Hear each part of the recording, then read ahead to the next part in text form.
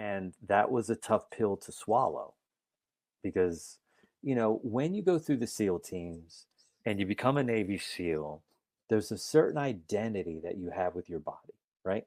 You Hmm. feel like Superman, you look like Superman, you're supposed to operate like Superman. You're not supposed to. I never picked up a comic book about Superman or Spider-Man or the Green Lantern and they're talking about being in pain, right? Really. And so this pain and this the challenges that I was having physiologically and physically, they went against my identity, and I had to sort of let go of that identity.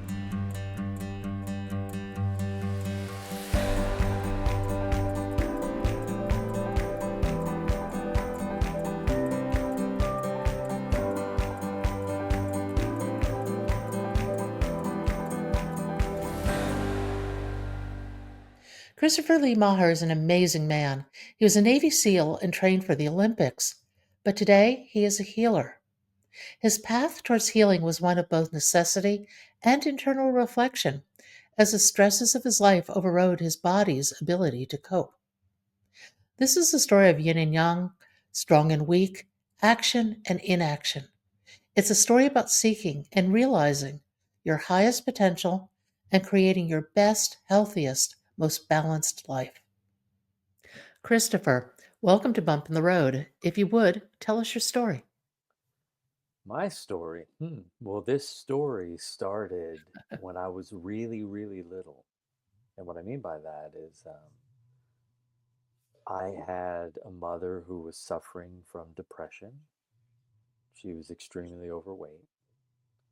She was frustrated and agitated, struggling financially, and had very little patience and vacillated between Tinkerbell and Godzilla. And I think growing up in that household until I was 7, I had to be in a hypervigilant state of function. And I was looking for something when I got out of college that matched that level of intensity that I was raised in. And so I found the SEAL teams and SEAL training. And a friend of mine named Marcus Riggleman asked me to help him move his mother from their farmhouse to this new house that she got in town at Kutztown University, right across the street from the college. And I said, yeah, sure. And we moved everything in over a few days. And then I came across a magazine that was a biannual magazine about Navy SEALs. And I saw the cover. And on the cover were 7 or 8 or 6 boat crews running down the beach with telephone poles on their shoulders. And I saw that image, and immediately I had a very strong guttural response. That's for me. I don't know what else they do. I just know that they're going to be able to challenge me. And, I went to boarding school growing up. Um, After my mom passed when I was 7, I bounced around in foster care for a little bit. And then in boarding school, I got, let's say I was raised in what's called the merit system, right? You get a good merit for your chore, you get a good merit for your attitude, you get a good merit for your room, you get a good merit for your appearance. And then you get an extra merit if you get all 4 merits, right? And that regimented, structured lifestyle was something that never really worked for me. So I was kind of surprised that I decided to go into the military because I knew how much I dreaded structure. Because I'm someone who operates really well inside of the unknown. Like, drop Mhm. me in the middle of anywhere and I can figure it out. And I actually enjoy it. The least I know about something, the more I get out of the experience. And so I made it through SEAL training.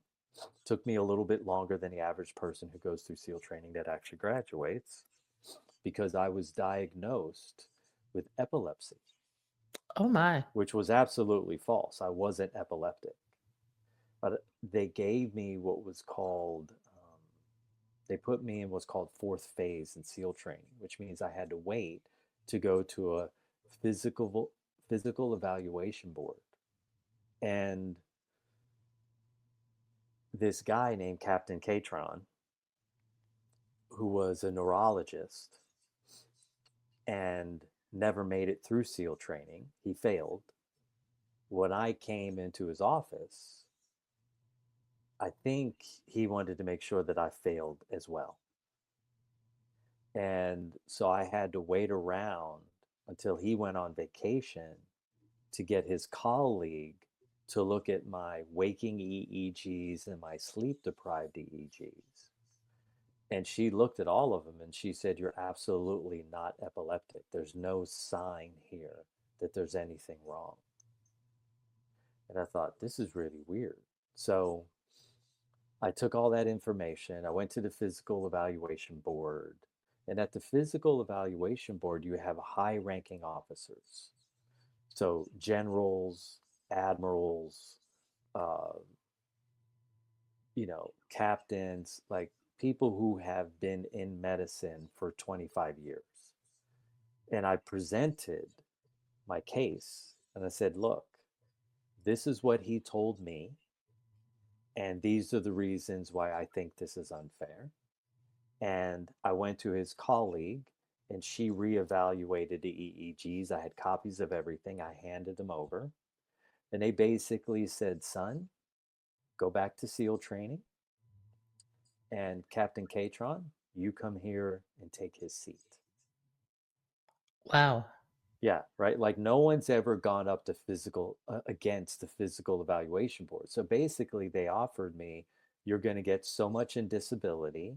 We're going to write you a check, and then we're going to give you an amount monthly. And I thought, I don't want your money. Yeah. Like, I want to succeed at my dream of becoming a Navy SEAL. And so in SEAL training, I had all these other things that I had to deal with too. I had an instructor who was a senior chief, which means he's E8, E9 is the highest that it gets for enlisted guys. And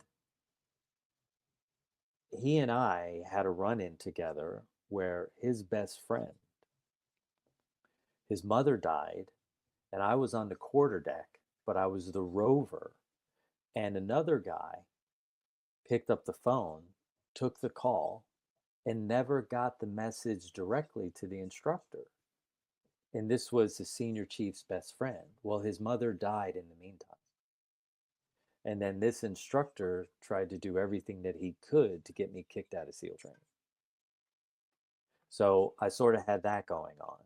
And then, I don't know, 4 months later in the SEAL training, I end up with full blown hypothermia, which means my core temperature jumped to 87.4 degrees. And you can imagine our core temperature is at 98.6. If we get Yeah. to 104 to 105, what happens? We die. So go the other direction. Imagine being that cold internally that your heart goes into ventricular fibrillation. I would bet, given the intensity of SEAL training, that this has Yeah. happened to others as well. Yeah. This has happened. This happened to my friends too. So I had full blown hypothermia at least seven Hmm. or eight times, right? But this time I was hospitalized because I couldn't even stand up. So the instructors had to pare down into basically nothing and get on top of me and wrap us in blankets so that I wouldn't go into a full blown heart attack. And then I went off to the hospital. They slowly warmed me up over time. And then the next day, I looked like a blowfish. My face was about this fat. My hands looked like baseball mitts. My feet, they couldn't fit in my boots. And then I had to wait again to class up with another class, which was about 8.5, 9 weeks. How do you And so stay here, fit in the meantime? I mean, fitness is a key piece of this. how did I stay fit in the meantime? I think my mind was always very strong. And because I dealt with a lot of physical abuse as a child, I was okay with being uncomfortable physically. And so I was sort of a rare breed of a person. And come to find out, after I got into the SEAL teams, lots of guys that actually make it through the training had interesting backgrounds like I had, right? And so I'm dealing with the hypothermia. I'm pushed back in my class. I class up. I get all the way through to third phase. And then I fall off of an apparatus called the Slide for Life at the O course. Okay. And that's what? That's 27 feet high, right? What is a slide for life? This sounds really Yeah. awful. The Slide for Life is, imagine you have four decks that are 7 or 8 feet apart. And Hmm. at the very top is a rope that goes down to one deck that's about 6 feet high, 7 feet high. And you're crawling on this rope, belly first, not hanging and moving down. You're on your belly, balancing on this rope as you're pulling yourself down. Oh my God. And while you're trying to beat your recorded record, your personal best on the O course, right? So I was in a race against this other guy named Roberts, and there was a little smack being talked between us as competitors, joking around. I caught him by the time we hit the Slide for Life. He got on the rope, I got on the rope right after him, and I fell off. I went to the hospital, and he broke the O course record, which still stands to today, right? Wow. So so what happened is I got rolled back again into another class because of this injury. Now, you didn't take any of this as a hint that maybe you don't want to be a Navy SEAL. The problem was that my mind was so strong and Yeah. I wasn't listening to the signs. Now fast forward to 2012. I'm dealing with these digestive issues, right? And what I mean is I'm moving my bowels, and instead of having a full evacuation, I'm having these little pebbles. And it doesn't make any sense because I'm eating what they're saying you should eat that's healthy. And I went to see this guy named Dr. Peter Yoon in Koreatown in Los Angeles. And I sit down. And as soon as I sit down, he looks at me and he says, "Oh, you're lying, you'll eat like cow." And I thought, what is he talking about? And he can see I'm a little bit confused. He goes, "You're lying, or you eat like cow." Ha ha ha ha ha. I thought, I'm a lion, eat like a cow. And then I go, oh, he's suggesting that I eat red meat. Yeah. So he says, hey, lay over here on the table, lay on the table. He grabs my left wrist, and then he goes, hmm. He goes around to the other side of the table, grabs my right wrist. He goes, hmm, comes back around to the left side, grabs my wrist, and he says, oh, 1994, you have very big hemorrhoid. And I said, no, I didn't have a hemorrhoid. And he goes, 1994, you have very big hemorrhoid. I said, no, I didn't have a hemorrhoid. He said, 1994, you have very big hemorrhoid. And then I thought back and I remembered, when I was on Guam, which is a Micronesian island, we were doing some open ocean, high speed boat training. And I ended up with a hemorrhoid. And he said, oh, 1994, you eat too many salad. You're lying, you eat like cow. Cow, very bad for you. Were you intentionally No, no. vegetarian or was your diet just skewed that way? It was skewed that way because my partner at the time, she was like a pescatarian, Mhm. and she made the food, right? And so I ate what she made. And she made the right food for herself, which was very healthy, but it was terrible for me. So he gives me Mhm. this sheet of all the things that are great for me and all the things that are terrible for me. And the only thing that I see is freezing cold water and swimming is poisonous to my system. Not bad for me, okay? Poisonous to my system. And of course, I had all those problems in SEAL training. And now this is because after SEAL training? This, is yeah, happening? yeah, yeah, yeah, yeah. So I'm seeing Dr. Yoon. So I went through SEAL training in 1990, 1991, 1992, Okay. and I'm seeing Dr. Yoon in 2012, but all these symptoms are catching up with me, Mhm. right? And within one day of eating what he said and doing exactly what he did, I've never had another digestive issue in my life. And by the way, I had those digestive issues for 3.5, 4 years. And I went to every Western med you could, traditional Chinese medicine, every kind of herb, every kind of cleanse. None of it solved it. What I needed, because I'm categorized as a hepatonia, and what that means is I have a large liver and I have a large gallbladder, which means I produce a massive amount of bile. And if I'm without animal fat, all of my energy gets stagnated. And the Koreans, they have the absolute genius. They figured out this system called the Korean 8 body type diet and Korean 8 body type acupuncture. And it solved all of the issues that I was having within a day. That is amazing. I It's I I amazing, personally have right? had great experiences with acupuncture. Yeah. So I send every new client who comes to see me, first thing I send, you need to go see Dr. Yoon. Oh, no, no, I'm fine. I go, you need to go see Dr. Yoon. No, no, I'm okay. Okay, listen, if you don't go see Dr. Yoon, I'm not working with you. Because what I discovered is that if we know that you have two really strong organs, we also know you have two really weak organs.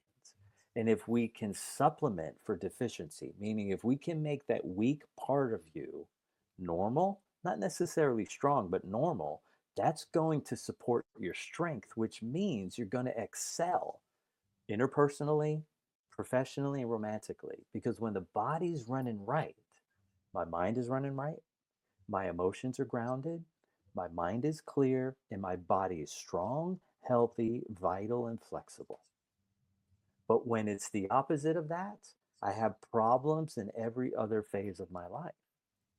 And so, SEAL training was the place for me to go to ruin my body.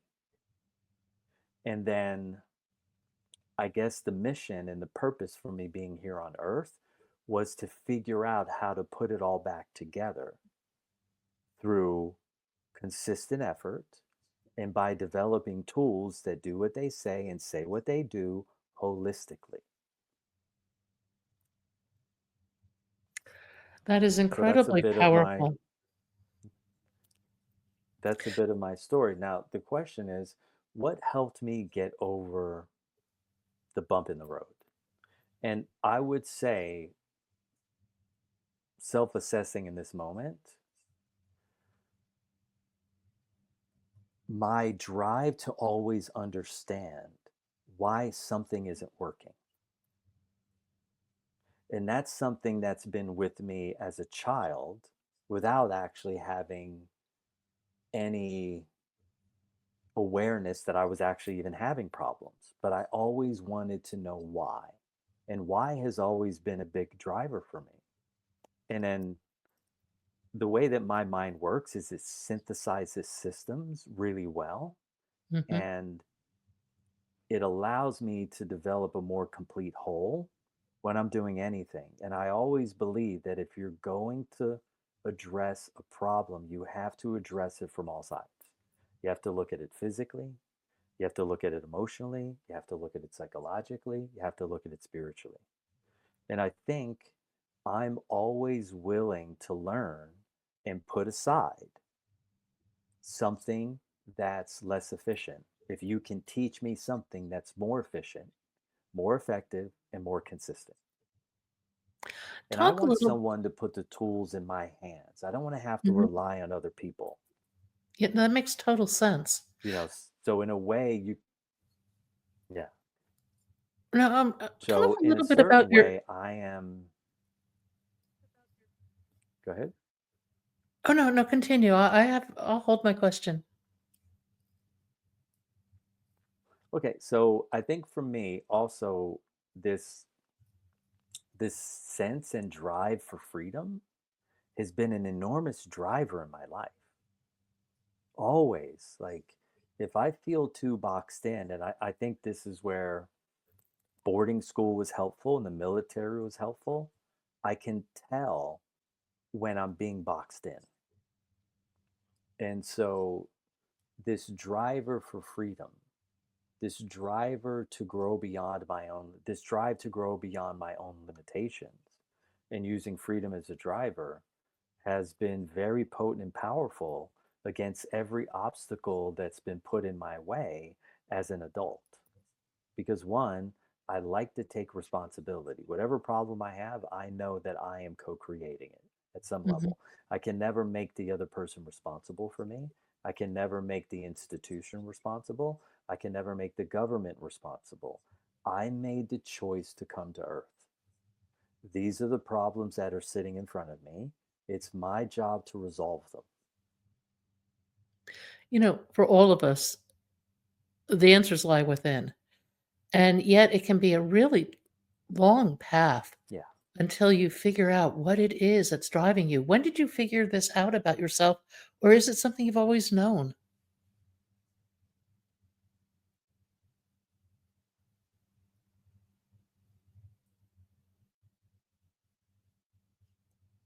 Can you hear Can you me? say Are you that there? again?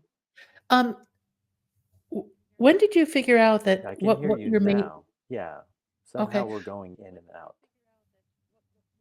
what the thing I was curious about is having identified a driver like that in your life is huge. Have you always known that, or is it something that slowly made itself apparent to you? I think boarding school, anytime I've been in fixed structures, it's always made me aware of the limitations. And I think at a very young age, at 7, I started to already push back to kind of like get my own. I always wanted to have my own sense of self, and I could only take on other people's ideas for so long. And in boarding school, fifth, sixth, seventh, and eighth grade, I was okay. But once I got into like ninth, 10th, 11th, and 12th grade, I started pushing back with a lot of force because you're informing me to abide by specific rules that aren't benefiting me. And you're not taking into consideration what the negative effect is. So I had to learn how to participate in a game that I wasn't allowed to control. And the only thing that I could control was my attitude. And so my attitude, I struggled a lot in ninth grade and 10th grade. And then I woke up one day and I thought, I'm tired of all of these extra chores. I think I'm just going to do what's asked of me. Yes, this feels unfair, but there's nothing, this is out of my control. And my behavior, my attitude is non productive because I'm having experiences that are limiting. Everybody gets to go to Hershey Park. I have to stay home and mow the lawn. Everybody gets to go out Friday night and spend time with their friends and girlfriends. I have to sit at home watching TV. And so, in a certain way, I built patience, but I think my drive for freedom increased while my patience and awareness of systems also increased. And I started to let go of my anger around things that I couldn't control. Wow, that's an And so I have amazing this aha very moment. unique position where if I'm put into a dynamic, yeah. And I think the driver of that really was I found somebody that I'd like to spend time with after school. And she made me keenly aware of how my attitude was limiting our ability to have time. And so you might even say that love is and affection was what caused me to put down my the martyrdom position that I was taking Mm. in terms of my circumstances. Wow, that is an immense amount of insight, particularly at that age. Thank you. Talk a Yeah, little bit I about always had a strong mind, meaning I go ahead. no, I was just um, talk about your path through different medical modalities to what you're doing today. After seeing the Korean doctor, what else happened? What else happened? So in I started losing my hearing when I was aware that I was losing my hearing at 29. Okay. My hearing probably had already started to drop off a bit. And then at 31, I started to like lose my vision. And then by 33, I needed a full blown hip replacement. And at the time, I never really knew how to reach out and let someone know that I was suffering internally. So if I had a toothache, I didn't tell anyone, right? If I had a bad night's sleep, I didn't tell anyone because when I went to boarding school and when I was in the SEAL teams, bitching, moaning, and complaining was unacceptable. And so I learned to keep all of my suffering internally. And it got to the point where it was difficult to sit, it was difficult to walk, it was difficult to jump, to hop, um, to roll around. Every position that I got into, I had excruciating throbbing pain in my Mm, left hip. And there was no getting away from it. And it started out, these very sort of small insight into my imbalance. So, first, I had plantar fasciitis, which is pain at the back of my left heel. Okay. Then I had Achilles friction syndrome. And then I had iliotibial band friction syndrome. Then I had runner's knee. And see, it was sliding up my body. And then mhm, it sunk into the middle of my hip. And then I got into a car accident. In a car accident, I think the force, because he T-boned the front of my car and the car spun and then it hit a light pole and then it spun back the other direction. And I think all of that intense twist got locked into my nervous system, into my fascia, into my muscles. And shortly after that, it was impossible to get out of pain. And so I reached out for help. Finally, took some years to be able to do that. And somebody, friend, showed up at my house with a juicer and a yoga mat. And I can tell you that my favorite beverage at the time was beer. And so a fresh carrot, parsley, beet, apple, radish juice was very difficult to stomach. And it took me, 30 to 45 minutes to be able to get this down. Well, my friend, he drank his in a couple minutes. And I was looking at him and there were no weird faces. He was like enjoying his drink. And I was like, oh my God. Oof. Ugh. And I had a realization, I had this powerful insight. And in that moment, I realized he was fit and healthy, and I was fit and toxic. Because if I was healthy, I would have been able to drink that drink as easily as he did. But it tasted so bad to me because I was so acidic. And that was a tough pill to swallow because, when you go through the SEAL teams and you become a Navy SEAL, there's a certain identity that you have with your body, right? You mhm. feel like Superman, you look like Superman, you're supposed to operate like Superman. You're not supposed to. I never picked up a comic book about Superman or Spider Man or the Green Lantern and they're talking about being in pain, right? Really. And so this pain and the challenges that I was having physiologically and physically, they went against my identity.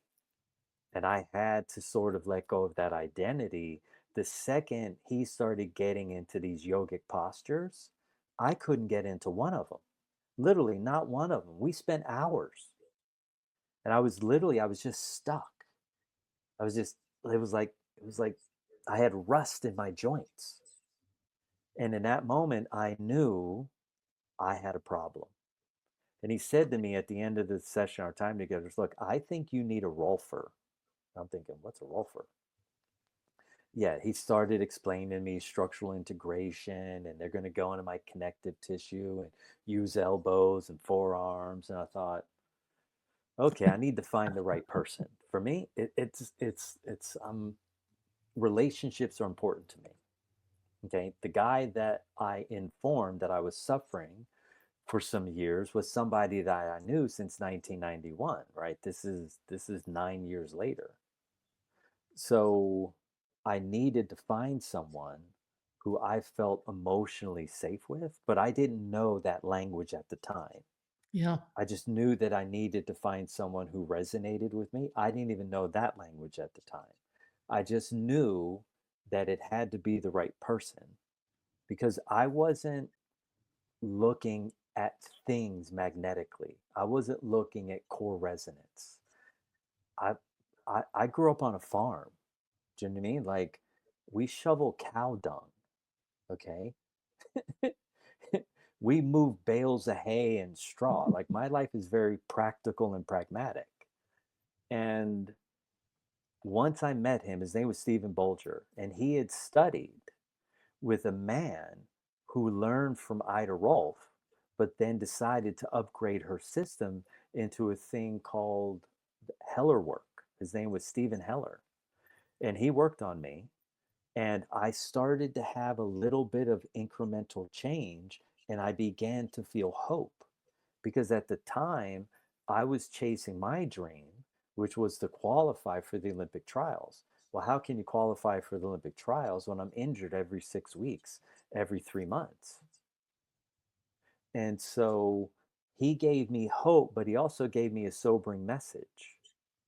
And he asked me what my name was. And I said, I'm I'm an athlete. I thought what he wanted to hear is why I was there. And he said, look, on this sheet of paper, it says you're Christopher Lee Maher. It doesn't say you're an athlete. You might want to think about that. And that caused me to initially be pissed off. I thought in my mind, you know, screw you. Like, I didn't come here for psychobabble. I came here so you can work on my body so I can get closer to my goal. And I think what source, if you believe in God, if you believe there's a higher calling, a higher purpose, I think what source was saying to me through him is, Christopher, you're not an athlete. You're Christopher. You should you should look into what your name means. And my name means Christopher, which is the bearer of crystalline light, Lee, which means the healer, and Maher, which means the intelligent, creative one. Wow. And that's exactly who I am. And I rejected that message that he gave me. I drove home. By the time I got home, I realized he was right.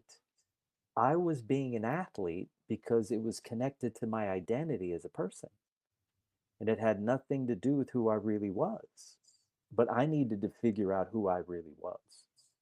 And that started me on a really big journey. And then I went from him to the next person, to the next person, to the next person. So I went from um, yoga and juicing and wheatgrass. Oh, that was disgusting. Uh, I mean, and of course, I'm a U.S. Navy SEAL. So if I'm going in, I'm going in hard. Like I'm going in all the way. I'm taking all this, I'm turning into SEAL train. If I'm having wheatgrass, I'm having a shot for breakfast, a shot for lunch, a shot for dinner. Like if you tell me that this is the thing that's going to help me. And then I went from that to Rolfing and Heller work. And then I shifted into the system called the Egoscue method, where they have varying positions where you do these specific exercises. And yes, I got a little bit of reprieve from the pain that I was in, but if I needed to go a mile, all these systems, they were only taking me an inch. I was grateful for the inch, but I was also aware, man, I'm spending a lot of money and I'm spending a lot of time and I'm moving down this road really, really, really slow. And then I got into a thing called Feldenkrais, and that helped me a Mhm. little bit more. And then I said, you know what you're going to do, Christopher? You're just going to do all of these things at once. So basically, I would go to work in the morning, I would do all these things in the afternoon, and then I would go back to work at night. So I'd earn money and I'd spend all my money on these things. So I would do acupuncture, acupressure, yoga, Feldenkrais, the Egoscue method, Rolfing, Heller work, deep tissue massage, and the synergistic effect of all of that, instead of, you know, getting me an inch down the road, it got me a foot. Oh, And I was more inspired. I thought, okay, let me just keep working at this. God, you are And patient. I would have been frustrated. yes, I am very, very patient. In fact, my grandmother told me when I was a kid, she said, you are the most patient person I have ever met. And I thought, oh, okay. And then somebody else told me that when I was in like fourth grade. And then another teacher told me this. And I sort of like, oh, people are always telling me that I'm patient. I guess that's a thing to be proud of. Right. And so I kind of had pride in patience. And I think if I look back, that might have been a problem. It might have actually slowed down my development because it also became part of my identity. Right. Not only am I the fit, strong, hardworking, but I'm the patient, hard, fit, strong working guy, right? And finally, a buddy of mine that I went to boarding school with at Milton Hershey School, his name's Mark Pershbalaja. He came out, we hung out for a couple weeks, and he went home to Philadelphia and he saw this guy in Good Morning America. And he said, hey, I saw this guy in Good Morning America. He's got 5 stretches that'll change your life. And I thought, I'm doing everything I need to. I got it together. And then 3 weeks later, a client of mine named Madi called me. She said, hey, I just saw this guy go, let me guess, on Good Morning America. He's got 5 stretches that'll change my life. And she goes, how did you know? And I go, I'm getting the hint. And God's telling me, the source is telling me, the universe is telling me, you don't have time to be patient. Like, we need to speed up. You've got the right effort, you've got the right mindset, you don't have the right tools. And I got on the phone with this guy, tracked him down, took me 6 months to track him down. Good thing I was patient, right? I never Who gave was it? up. The guy's name is Robert Cooley. And I went and saw him in Santa Fe? No, in San Jose, Northern California. He Mhm. worked on me for 4 to 6 hours every day for 4 days. And at the end of the first day, I no longer had pain in any of my joints. By the fourth day, the way that I was processing reality, visually, auditorily, kinesthetically, had altered completely. I got Wow. on the Yeah, like I went to the airport. You understand, when I was walking through the airport and I was an Navy SEAL, there's just this intense energy that comes off you. Everybody stepped out of my way. I Yeah. never understood why they were doing it. I mean, NFL Hall of Fame linebackers stepped out of my if we were in the same line, they stepped away. Actually, the So, Top Gun guys are like that too. They had that yeah, same energy. yeah. uh, I'm a pilot and I've been around some of those circles and it's a they just radiate this Yes. self-confidence. Yeah. For sure. Like, that radiates the intensity. It's like it's palpable. So I go to the airport after being up with this guy for 4 days and everybody's bumping into me. And I'm like, what is going on? Right. And I go to pick up my bag when I land in San Diego, and another woman is bumping into me. She's like basically pushing me out of the way. And I'm thinking, I haven't had experience like this in a very long time. And then on my ride home, I realized I was being different. And they were bumping into me because they felt no threat of me any longer. Oh, was that intimidating to you not to feel like you're a bit of a threat? No, it was, I didn't even know it was going on. Huh. Do you know what I mean? Like, until I had the contrast of being on the other side of it, I didn't even know it's what I was doing. But then once I had the exact opposite experience, I was able to go through my catalog of experiences that I compartmentalized into different filing cabinets and go, oh, yeah, yeah, yeah, yeah. Okay, I can see what's happening now. So basically, what happens is this: when you're in a true transformational experience, you're removing a certain amount of tension from a part of your body. Now, Hmm. wherever you have tension that's excessive, you're absent, meaning you're depersonalized. You are not in that part of your body. So wherever you have pain, you're absent. Wherever you have pleasure, you're present. I suddenly had all of this pleasure in my body, which made me absolutely more present. So I could take my old experiences and buttress them up against all these new experiences that I was having. And I could really begin to understand where I was, what I was experiencing, why I was experiencing, and why the old way that I was moving through life was actually a limiting problem. Well, it's so interesting. We learn experientially and we learn through duality, I think. You Yes. don't know hot till you know cold, happy till you Yes. know sad. Yes. And if you can start to take these experiences in and look at them on that kind of scale, it's amazing what you can learn. Yes. And then I got to take what I learned and offer it to others, Mhm. which was really powerful because I thought, so basically what happened, I'm in San Diego, I get back, I go to my class, which is a Wednesday night women's only outdoor fitness class. This is before the whole craze where they're moving the tires and the whole CrossFit phase, right? And I'm out there doing this interesting combination of like SEAL training. My background was in kinesiology. I was studying um, fitness and movement and physical exercise and Western pathology and all these other interesting things. And I started to combine all these systems to create a more cohesive whole. And I show up for my first class back after meeting this guy and him working on me 4 to 6 hours a day. And I say to the ladies, I say, look, take 15 minutes to warm up. And when you get back, we'll figure out what you would like to do this evening. And they're all looking at me like confused dogs with their heads cocked to the side. And at that moment, I'm like, oh, okay, I don't understand what's going on. So I repeat myself.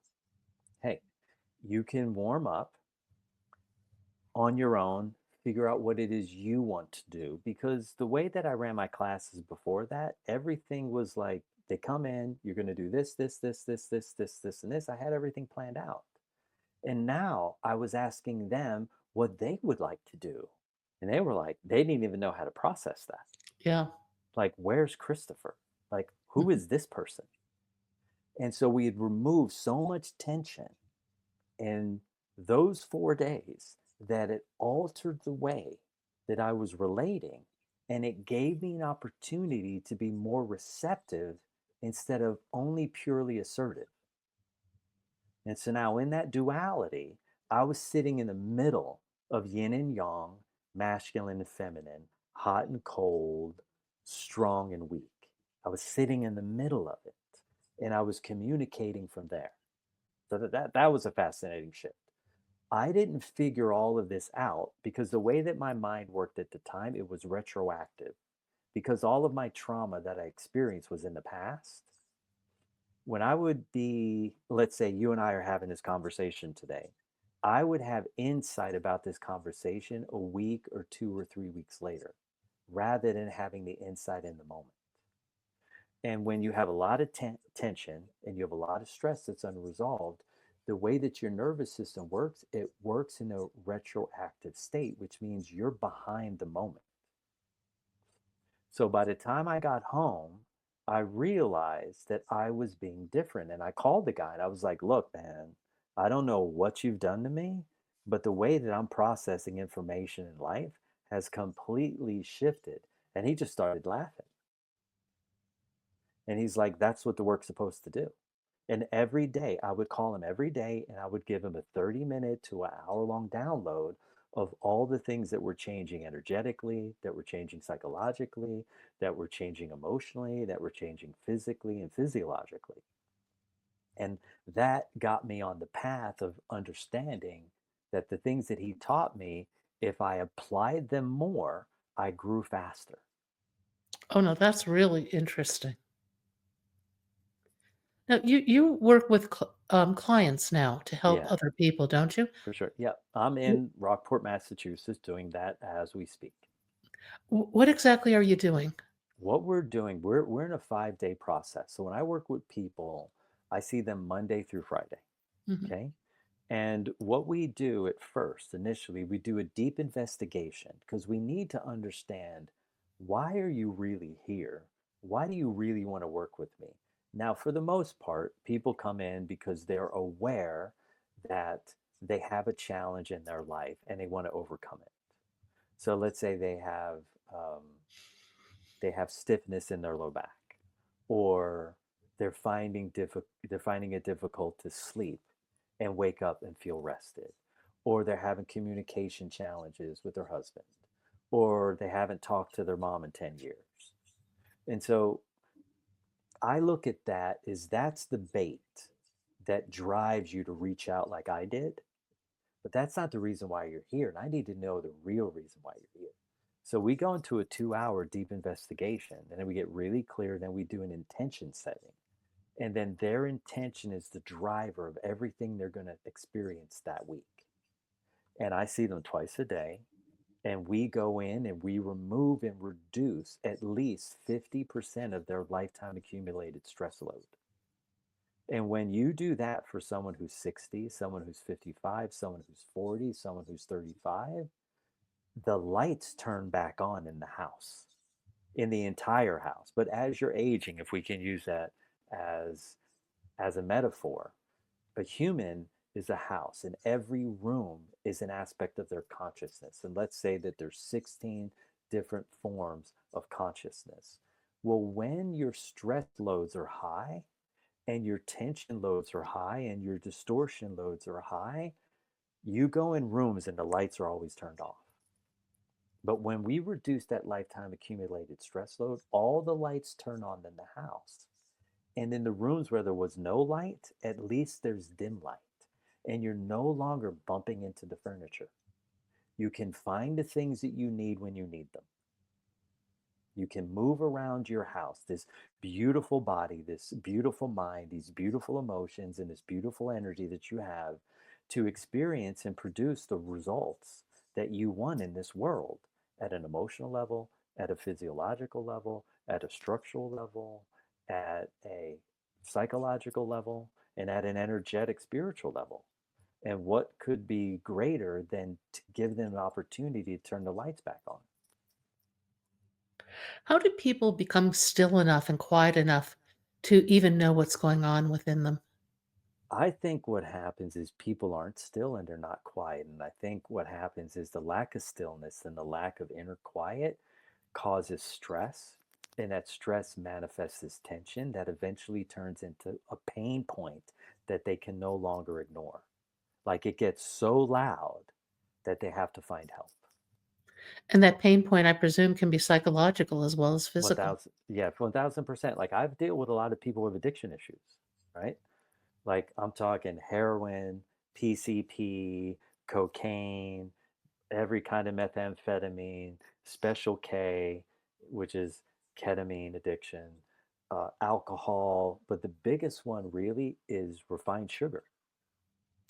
Interesting. Refined sugar. And I deal with a lot of people who are, they're on a biochemical roller coaster. And when you're on a biochemical roller coaster, what it means is you're doing lots of stimulants in the morning to get the motor going, and then you're taking lots of downers at night. So they have a meal that's heavy in pasta, then they have a glass of wine, and I'm then falling they asleep have, just thinking about this. yes, and then they have a piece of apple pie, right? So Oh, they're up, up, up, up, up, up, but now they're in a high stress state, and they got to be able to figure out how to come down. And so then they pile in the sugars, right? The alcohol is fermented sugar.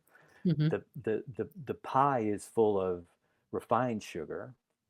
And so when they're in this state, if you do that week after week, month after month, year after year, eventually there are going to be some cracks in the foundation of your home. And you're going to have to find somebody who can help you seal those up successfully. So, my first goal when I work with people is to get them off all of the daily acceptable drugs: nicotine, caffeine, alcohol, refined sugar. Um, I think caffeine is the hardest one to quit. yes, I yes, personally have I don't do sugar. I can quit alcohol. That doesn't phase me, drinking or not yep, drinking. But it's the caffeine that is the single hardest thing. And once when yep, I quit drinking coffee, I craved coffee for a year before the yeah. craving started to dissipate. Yeah, and usually what happens, what it means is the person is just minerally deficient. That's what makes it so hard. And if you just start to replace the minerals, meaning have a warm glass of water in the morning with a little bit of Himalayan sea salt, Hmm. once you repair your mineral base, your body is going to have effective sleep. And then when you wake up, you're not going to be craving a stimulant because the stimulant is only covering up the fact that you had poor sleep. And so the first thing I suggest for people to do is to get some minerals in their body, right? We were born from dust, into dust we shall return. Well, the question is what's in the dust? These Absolutely. micro level minerals. And if you supply that in, guess what's going to happen? The person's going to have a good night's sleep and they're going to wake up energized and sufficient and feel like they can move into their day inspired. Otherwise, they need a jolt of something from the outside.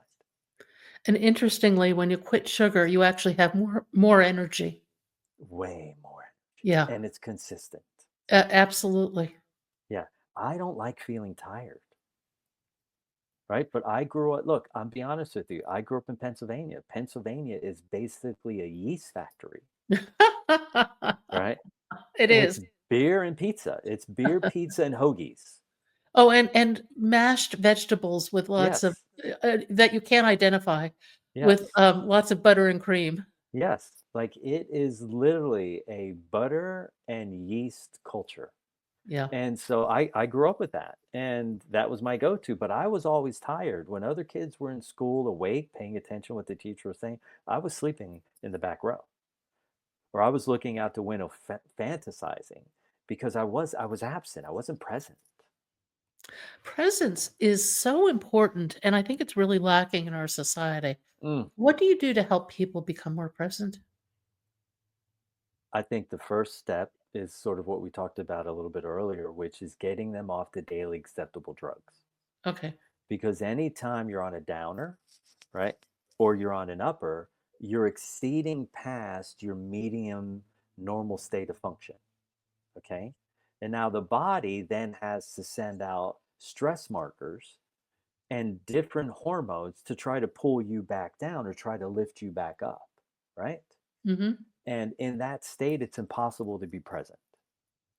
My focus with people is to get them into neutrality. So if we can teach them to remove a little bit of tension every week from their body, then what's going to happen is they're going to move into a greater state of homeostasis, right? So instead of being at a 3.6 a month later, they're going to be at a 4.1, right? A year later, they're going to be at a 4.5. 5 years later, they're going to be like a 6.6 because their relative state of homeostasis changes as you reduce lifetime accumulated stress, lifetime accumulated tension, lifetime accumulated distortion, which shows up as confusion, anxiety, anger, frustration, agitation, hate, rage, and self righteousness. Where can people reach you? People can go to truebodyintelligence.com. That's the easiest place to start. I always suggest read the book Free for Life. If you're willing to take an emotional risk and invest in yourself, I'm willing to get on a phone call and have a free call with you, which is 30 minutes to an hour, to, at the very least, teach you something or guide you to someone who can help you in some way. And I offer that to everyone who reads the book and sets up the call.